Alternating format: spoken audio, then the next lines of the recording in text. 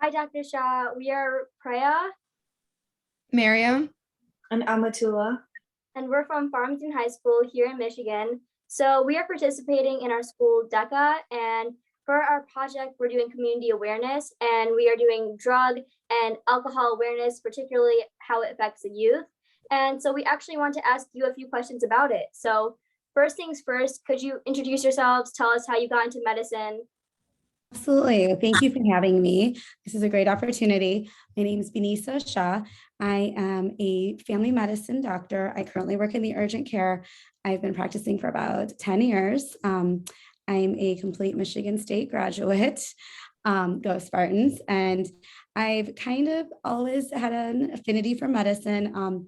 Even before I kind of knew what it really entailed, I liked the idea of patient care and just, you mean, as cheesy as it sounds, helping people and sort of just making an impact that way, although there's many, many ways. But I liked, from the start, I was always my own sort of clinical team. And what I'd always seen was just like the whole spectrum of patients and diseases. So that's sort of what I'd always seen and thought of medicine. So, and I kind of like going forward, I did like the sciences. I liked a lot of, I had a lot of other interests as well, but I was sort of able to combine those all together to sort of focus on prevention. A wide spectrum of people have actually an economics undergrad degree in business through the business college, because I do like to see sort of how to implement changes, not just from the medicine side, not just from the science side, but to incorporate the business world as well. And so currently I work with Northwestern Hospital. I am in their immediate care, their urgent care centers. And for 8 years prior, I was a family practice outpatient physician. That's so amazing. So, like, in all your experience, have you ever had to deal with patients who had to deal with alcohol or drug abuse? Could you tell us a little bit about that? Yeah, absolutely. Those are great questions. Definitely, we have so many patients and so many in so many various settings that we've had to deal with. I'm not in the hospital as much anymore inpatient, but I mean, I feel like you actually see a sort of a different spectrum from the outpatient side and then the urgent care side. And unfortunately, you know, there's just the numbers are just increasing, and the patients are also getting younger and younger with more and more severe problems. I think, you know, sort of the experiences that we see are widespread. I mean, we do a lot of preventative questions initially to try to just gauge and give,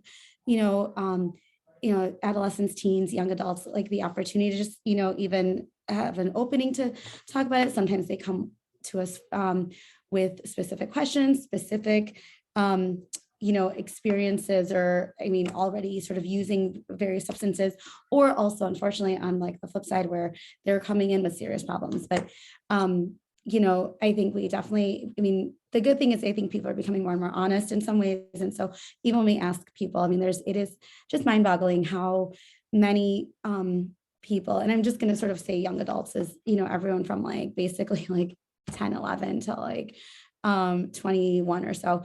So many people have used various, whether it's like tobacco, alcohol, marijuana, and then other drugs, as all the other drugs as well. But, what we end up seeing often is like, sort of, oh, like I'm just using it when I go out or as parties. And yeah, that does become it more often than not, so frequently, that does become sort of that gatekeeper. Some people are many, many people are using it as coping mechanisms. And I think we'll touch more on that later, but it is just, life gets tough. It's really hard as in the teen years in general, it's always hard because it's an age where, first of all, there's a lot of changes that are happening to us with, schools and families and grades. From a science side, there's a lot of changes that are happening in our bodies from a chemical and hormonal level that it's hard to sort of figure. And then also just from an identity standpoint, right? We have to figure out who we are, what we want to do, what we like, you're not a kid anymore. You're not trying to figure out what you want into adulthood. And those are challenging questions. And then there's the whole peer pressure side of it. And in some ways, I think the peer pressure sometimes takes more of a presence that, people just always are like, oh, it's the peer pressure. But I feel like actually it's so much of the other stuff. Like the peer pressure, we've kind of been able to combat from a young age, and we talk to people about it, but it's the other stuff that people don't talk about. But I mean, we see people coming in with anxiety, poor fear, poor confidence, poor coping skills, just unable to deal with stress. And unfortunately, sometimes when we see them, they're already like, they don't know what their problem is. And so that is something that we end up having to tease out. And more often than not, it's somehow related to whether, I mean, substances, diets, lifestyles, all of that. Okay, so while we're here talking about effects, I'm going to pass the mic to Mariam. Mhm. I know that you had mentioned a lot that the age keeps getting younger and younger, that you've noticed people starting to use drugs. But what do you think is unique specifically about like the younger generation of people that are using drugs and how it impacts them, not just from like a science point of view? Yeah, I think that it's impacting them because they're not developing normal coping skills, normal social skills, normal and how to identify goals and follow through. So like academically, I mean, it tends to be sort of one or the other. Oh, like I don't need to do well at all, but it's not about even doing the best. You want to just obviously do the best you can do, but it's that there's no follow through. It's like the drugs, alcohol, tobacco, any of that becomes this core and the center of sort of their lifestyle identity, everything. And that's it. Even if they don't feel like it, it's more often than not, it's like, this is who I am. This is what I do, that none of the other stuff matters. And, whoever you are, whatever your, future is, past is, everyone needs to sort of become their own person, figure out what works for them. And both from a friend standpoint, family, social, academic, lifestyle, like teach, your learning style, your social style, all of that. And that's the stuff that, what we're seeing, that people are not actually even developing that or understanding that. And it's just gets worse and worse as you move forward, because life only gets more complicated as, from like middle school to high school to like down dealing with like what you're going to do after high school. And what's also hard is that, again, until you're traditionally 17, 18, there is a lot more structure in your life between your families, between school. You have to go to, class by class and parents and homework and this, and it is normal to help develop these skills as you're in your adolescent years and your teen years. And the drugs and alcohol impair that. They impair the logic, they impair the goals to figure that out. They impair, and if anything, they sort of teach you, sometimes they teach you the wrong things in terms of what you want and what's right for you. And so now you're even more screwed as you sort of move forward and don't know how to deal with this when there is no structure in your life. And you have to be the one to sort of make your own structure and figure out, no one's going to be there to tell you at some point or another. There's no one going to be there to be like, this is right, this is what you have to do, this is wrong. Like, and then the other problem sort of as we're getting younger and younger is that people are not they're not as receptive to criticism, because what they feel, they're using drugs and alcohol as their solace. And as, if I'm not good at this, but like this, it doesn't matter because I'm, they feel comfortable with themselves and confident with themselves, and it breeds a false sense of confidence. So now when at some point in your life, right, you're gonna have, a coworker or a boss or a friend, someone that gives you some sort of negative feedback, or a bad review on something. And what we're seeing is that these are the people that are having the hardest time even dealing with that. Like one bad review, we all have to, it's, you got to have criticism to move forward, to better yourself. But like, that is what throws people further into like, depression, anxiety. And then instead of coping with that, they're turning back to other substances. And so I understand how you're saying that anxiety is a big reason why people start using drugs, but do you think there are other reasons why people start using drugs, and what, like, if you could expand on that as well? Yeah, I think anxiety, I think for sure. I think peer pressure, right? It's the cool thing to do. People think it's that I don't want to deal with my real life, so I'm going to deal with this. They get you think it's it makes you a better person. It makes you a wiser person. It helps you get through the hard times. It is not a big deal. Those are all sorts of things that people that I think make it a lot easier to start. I think it's also that, the media plays a big part of it, and it is not just cool because your friends are doing it or people you know are doing it, but like other celebrities are doing it. Or unfortunately, you also see older people doing it where, again, it's not right in any direction, but it's different when people that are older sometimes have more insight into their own bodies and what they're doing and how much, because it affects, all of the substances affect younger people on a higher level at a much lower concentration. And so, and then I think it is that, it's basically the stress is the biggest thing, that instead of having to deal with how to, move on from stress, we're turning to drugs and alcohol and substances.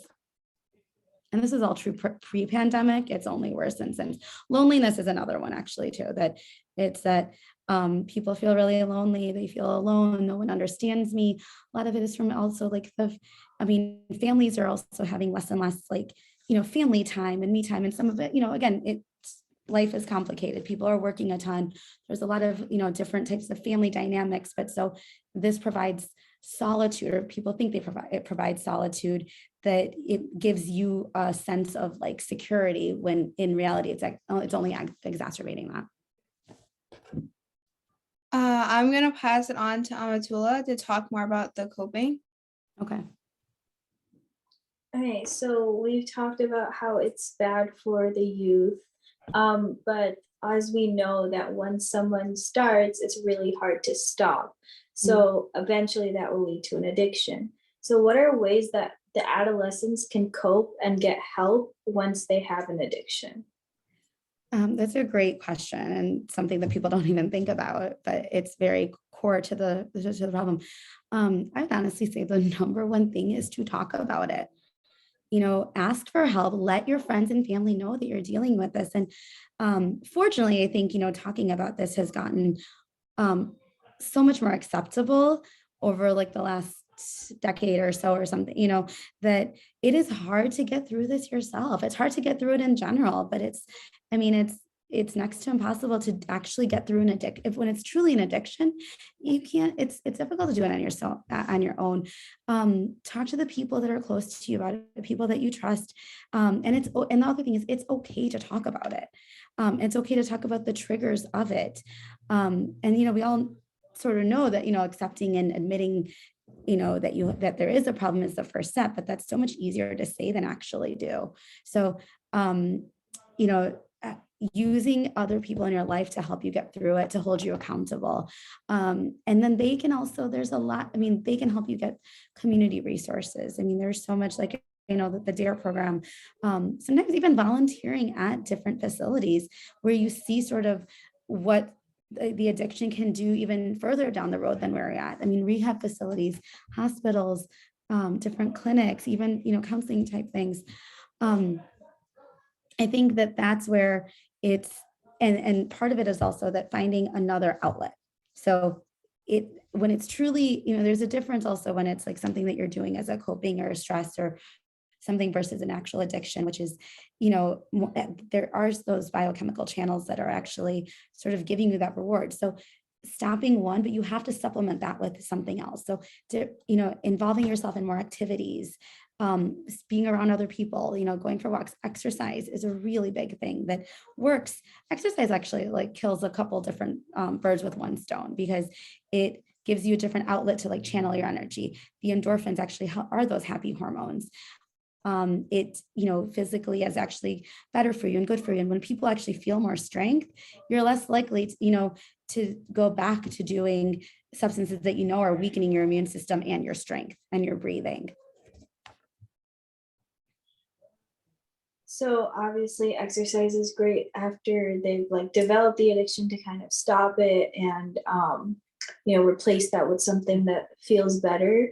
But what are some things that teens and just younger adults can do so they don't engage in the underage drinking, whether it's after they've gotten over their addiction or whether they're thinking about wanting to experiment? I think honestly, surrounding yourself with people that you think are in line with you. I think that, we all have to sort of accept that our life nowadays is becoming so much more isolated than it was, because so much more of our lives are are online or using the internet, but remembering that you still need to get out, you need human contact. And so surrounding yourself with other people. The studies do show, right, when you are engaged with other people, when you're actually out in the daytime, not at a party, when you're doing physical activities, so hobbies that involve more than just like eating and drinking and hanging out. I mean, even non-alcoholic, but like, going out and being physically active, volunteering, finding other purpose in your life. And again, even donations and volunteering and active lifestyles work to make people, those are the people that are happier, not sitting around, talking about it, asking other people their experiences, and not being afraid to talk about stuff that stresses you out and how to find solutions. I mean, the nice thing is with social media and internet, everyone has there's so many, thousands of different ways that people might have the littlest thing that helps them through the day, and utilizing those and figuring out what works for you. But again, it's also just there is no such thing as just experimenting or trying it once or twice. That is the biggest problem and challenge. When you say it, it doesn't sound like a big deal. It's just one time. No, but it's that once you start, it is less, you're more and more likely to not have that filter that you're, that, oh, it didn't do anything to me the first time. It's not going to the next time.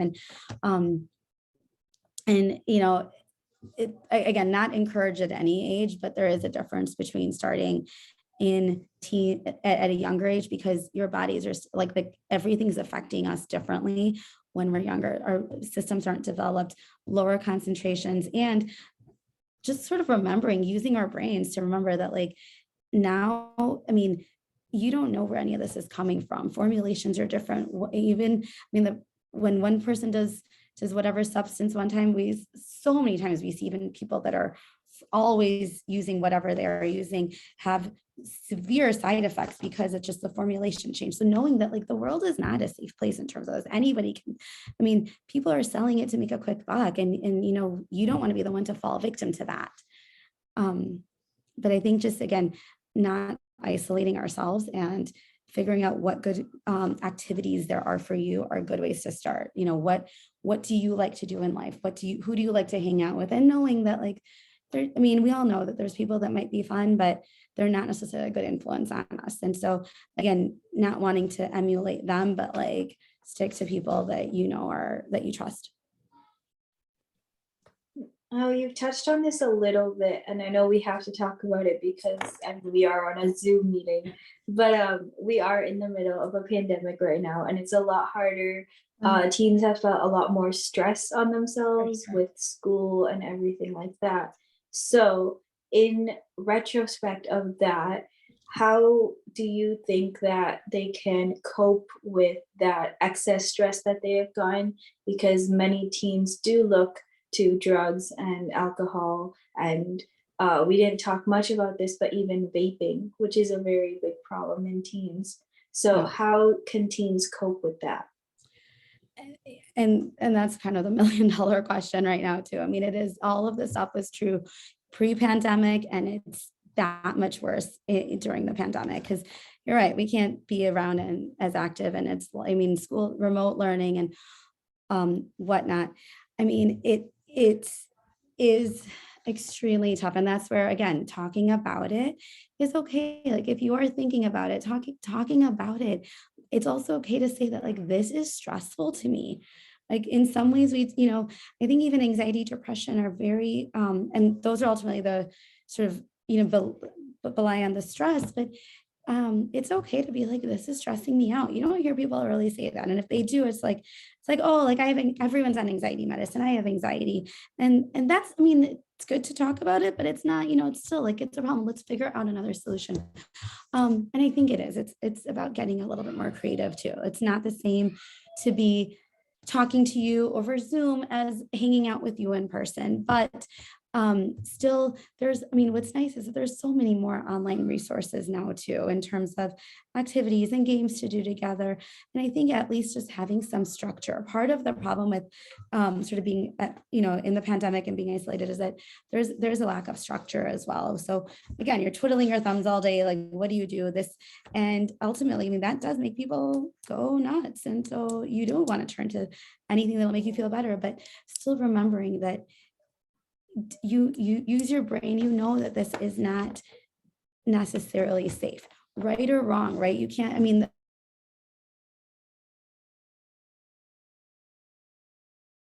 state, whatever it is, but that doesn't make it right, right? There's other things that are still, they, just because something is legal, and this even falls to caffeine. We know we shouldn't have sweets, 10 times a day. You should have caffeine, heavy amounts that affects your bodies. The same thing with drugs, alcohol, tobacco, vaping, all of those, that knowing that these are going to cause, you're solving one problem by creating another problem, and a much more dangerous problem.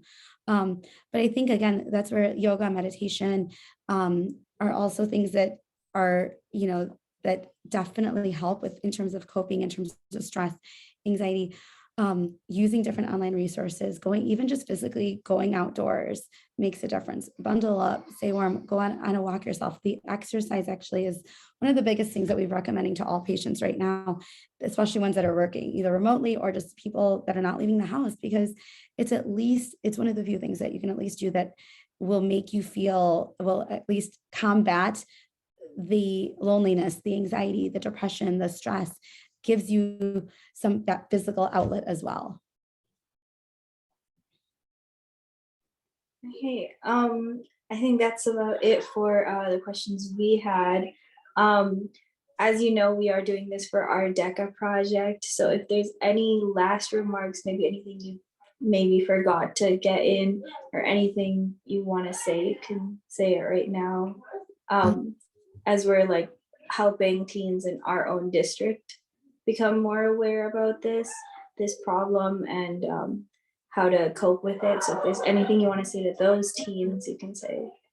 I think what you guys are doing is very commendable. I think that it's, and this is where we're going to start making changes, right? It's one thing for, adults or teachers or some, other people to say things, but when it's people that you identify with, and people that are like you, that is the thing that can make changes first and foremost. I do think that what we're seeing more and more of right now, like, we can't stress, like, the stress, anxiety, depression, and coping mechanisms are just so clutch. We're seeing, and again, even aside from drugs and alcohol, we're seeing so many other problems develop because it is hard, life is tough. And I think that's where figuring out what works for you, learning how you deal with, do you need some time on your own to just, develop something? Do you need to talk about it later? Do you need to write it down and journal? Do you need there's like all the adult coloring books that are very therapeutic. There's even apps on the phone, right? That just to break. And this is, again, adults and kids, everybody is just go, go, go. And that actually aggravates all of these problems because we're never actually fully relaxing. And even from a chemical standpoint, like, our cortisol levels are always so high, they're never actually dropping where we're relaxing to allow our bodies to physically even relax. And that just aggravates all these problems. So taking time out for yourself, even rest, relaxation, we frequently tell kids, adults, everybody, like, there's 90-second breathing techniques that people can do in the bathroom for even 90 seconds. Because if you think about it, we don't even stop for 90 seconds. We're always doing, if anything, you're doing 2 to 3 things at once. And all of that is like the and tends to sometimes be the foundation that leads to so many other negative behaviors. So I think just like being cognizant of it, that there are, even when we feel like this isn't something that like affects me, you look at the stats, right? It's, easily upwards of 2/3 of teens have tried some substance by 12th grade. And I think that number is probably a couple of years old. It's probably even worse now. That it is a problem that's affecting everybody. Like, no one's immune in a sense. So, and so I think it's always communicating it, even never being ashamed of what you're doing or what you're feeling. I think and then talking to people around it, having a support system in place, and remembering that, there are counselors, doctors, parents, so, friends, family, whoever, finding people that you trust that have good insight and to sort of keep that moral compass. Any questions that you guys have? That about wraps up all of our questions, and we just want to thank you for coming and meeting with us and answering all of our questions. This is really helpful, and we think that it'll help. Hopefully, it will help the kids in our community and hopefully others as well. Well, thank you guys for doing this. It's really brave and it's very insightful, and I'm sure it's going to be very helpful. Thank you. All right. Thank you. Bye, guys.